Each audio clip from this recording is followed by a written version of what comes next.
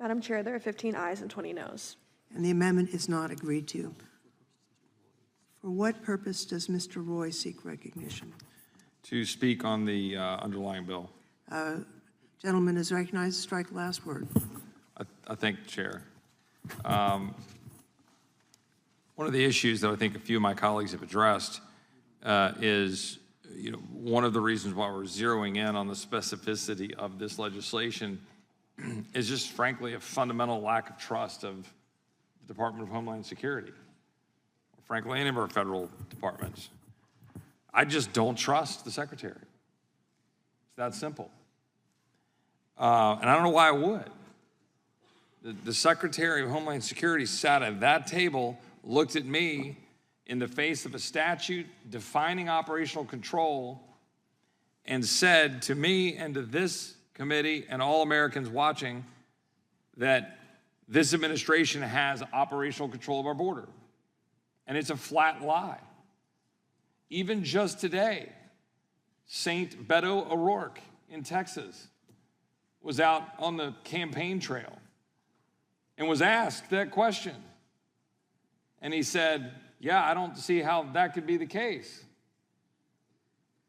He was asked the question whether we have operational control of the border, whether it was secure. And St. Beto said he did not see how that could be the case based on all of the conversations he was having and all of his observations. Now, how could that be? How does that fit with the narrative?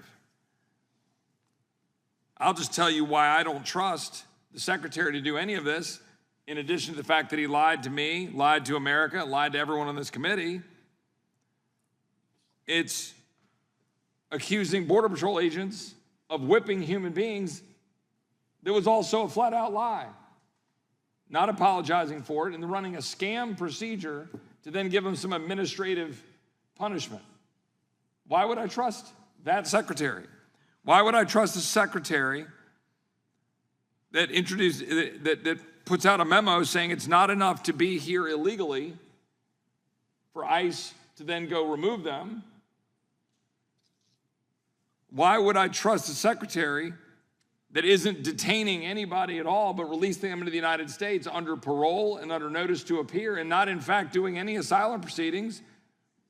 No, it is true. It is true.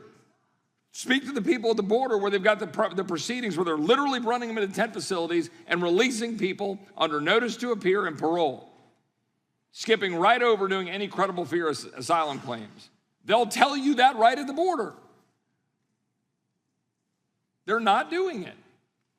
They're flat releasing them under parole and giving them notice to appear.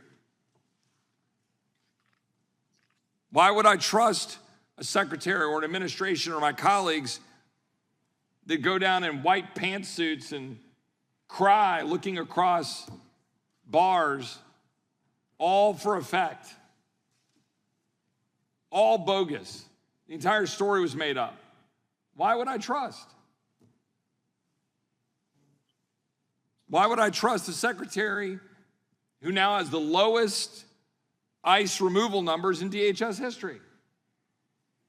Why would I trust that secretary? Why would I trust the secretary to use this discretion, even if it's for veterans? But I remind you, veteran criminals who've gone through due process and convicted of a crime. Why would I trust the secretary to make a good decision?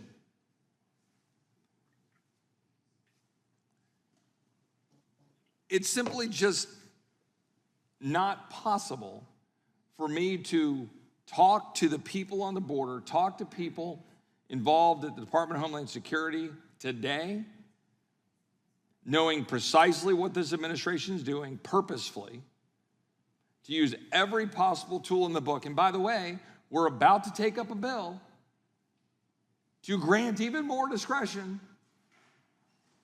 to provide even more avenues for the secretary to say, you can be released into the United States.